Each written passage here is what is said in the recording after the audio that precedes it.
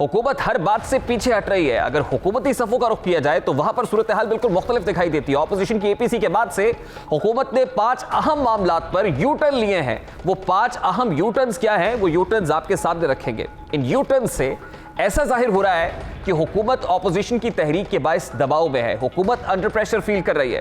हुकूमत का अब तक का सबसे बड़ा और अहम यू टर्न लीगी क़यादत के खिलाफ FIR का इंदराज था। ये यू टर्न अपनी शिद्दत और नौयत के एतबार से पहले नंबर पर आता है।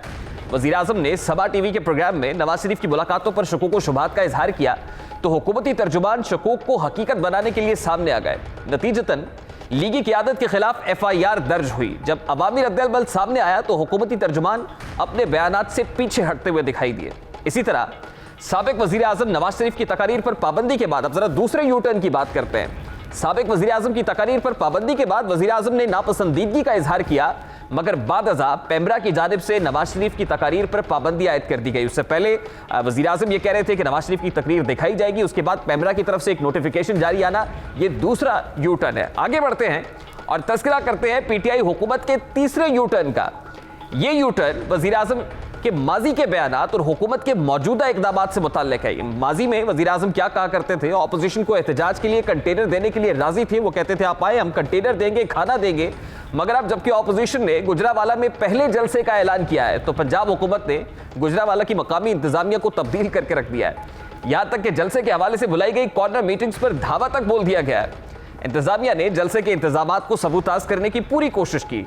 इस वक्त हुकूमत की जानिब से ऑपोजिशन के एहतजाज को कोरोना वायरस के फैलाव का जरिया भी करार दिया जा रहा है। यानी हुकूमत ये ख्याल कर रही है कि अगर ऑपोजिशन बाहर निकलेगी, जलसे होंगे, रैलियां होंगी, धरना होगा तो कोरोना वापस लौट आएगा। यही हुकूमत कोरोना सियासत की जानिब बढ़ रही है, लेकिन तहरीक इंसाफ के अपनी पार्टी इजलासों और तकारीर में इस बात का ख्याल नहीं रखा जाता है। कोई SOPs नहीं होते हैं। पार्टी रहनुमा मुसलसल अवामी इज्तिमात का इनेकाद कर रहा है, लेकिन कोरोना सिर्फ ऑपोजिशन के जलसों की वजह से बढ़ता हुआ दिखाई देता है। अब 5वां और आखिरी यू टर्न जो अवामी मसाइल के हवाले से है।